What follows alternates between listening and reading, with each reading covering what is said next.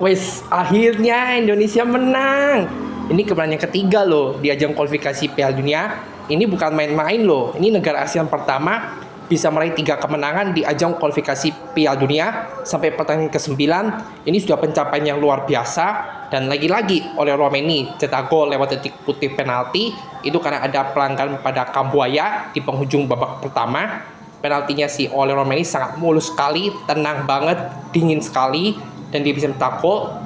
Dan satu-satunya gol ke gawang Cina. Yang memang dari jam pertandingan sih Indonesia cukup bermain hati-hati, ya walaupun Cina beberapa kali melakukan pressing.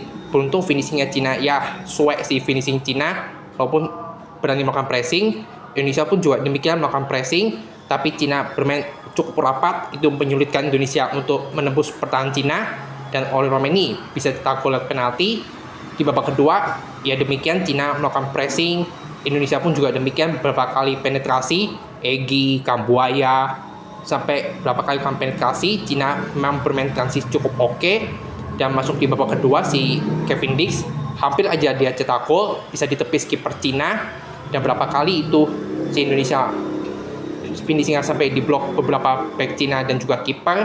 Dan pada akhirnya memang kemenangan memihak Indonesia, dan Indonesia bisa mengalahkan Cina dan memelihara peluang lewat ronde keempat sangat terbuka lebar, dan Indonesia akhirnya bisa mengalahkan Cina dengan skor tipis 1-0. Tentunya dengan kemenangan tersebut, ini peluang Indonesia untuk lolos ke ronde keempat sangat terbuka lebar.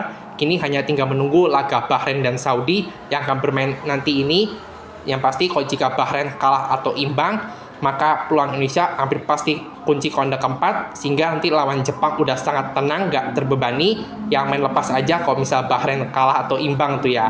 Yang pasti target untuk ronde keempat tuh hampir tercapai, sudah 1 kaki, itu sudah sangat luar biasa. Ini rating pemain kita, wow cukup bagus di belakangnya, apalagi Emil Aldero debutnya cukup oke, melakukan beberapa save. Ini center back kita 3 back di belakang nggak tergantikan, kokoh, Itses, Hafner, Rido, itu cukup oke sekali. Position ball-nya juga ya hampir sama, ya Indonesia sedikit banyak tembakan, lebih tepat sasaran, ya bermain nggak terlalu bagus, tapi oke, finishing mantap. Kira-kira hasil review pertandingan Indonesia versus Cina, akhirnya Indonesia memelihara peluang besar lewat ronde keempat. Itu aja dulu ya.